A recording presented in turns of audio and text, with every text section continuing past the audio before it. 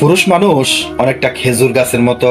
আমার এক অডিয়েন্স যিনি আমাকে ভালোবাসেন এবং খুব কাছ থেকে ভালোবাসেন, তিনি আমার কাছে একটা লেখা পাঠিয়েছেন এইরকম, আমি যেন এটা দিয়ে একটা ভিডিও করে এই ভিডিওটা আপলোড করি।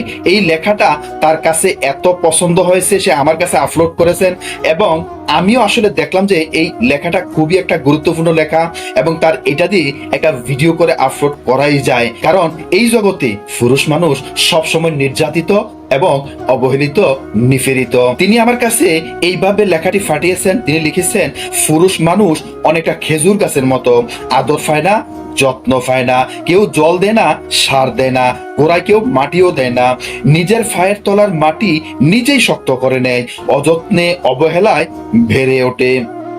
বেড়ে ওঠার পর তার কাছে প্রত্যাশা অনেক, তার ফল খুব মিষ্টি, তার রসের জন্য হাহাকার করে অনেকে, তার রসের গুড় চিনির কয়েক গুণ বেশি উপকারী, রসের জন্য তাকে বছরের পর বছর ক্ষতবিক্ষত করা হয়, যতদিন বেঁচে থাকে তাকে কাটা হয়, তার রস এক ফোঁটা করে নিংড়ে নেওয়া হয়, রস নেওয়া শেষ হলে আর কোনো কদর তার থাকে না, একাকী অযত্নে ফরে থাকে, জীবন শেষ করার পর জ্বালানি কাঠ হিসেবে তাকে কাজে লাগানো হয়, মাছ ধরার ফাঁদ হিসেবেও সে অনবদ্য।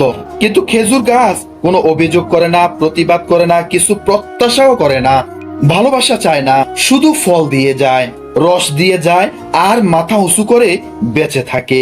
কেমনে জানেন? ঠিক পরিবারের সেই পুরুষ মানুষটির মতো করে।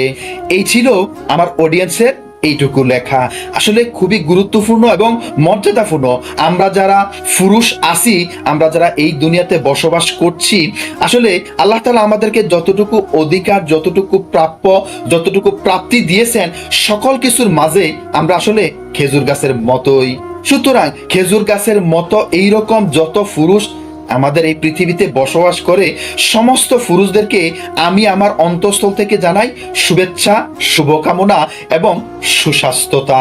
ভালো থাকুক, সুস্থ থাকুক পৃথিবীর সকল পুরুষ।